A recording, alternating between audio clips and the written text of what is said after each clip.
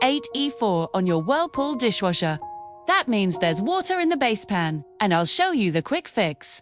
This error code means the float switch detected water in the drip tray, shutting everything down to prevent a flood. First things first, safety. Cut the power at your circuit breaker and shut off the water valve, usually right under your sink.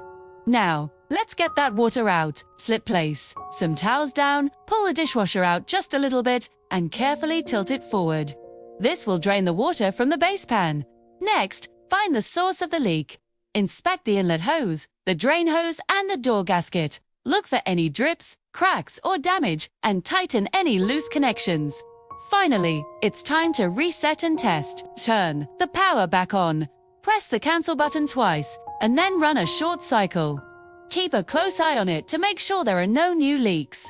If you see no leaks, the error should be cleared. For more dishwasher tips, check out dishwasherusa.com.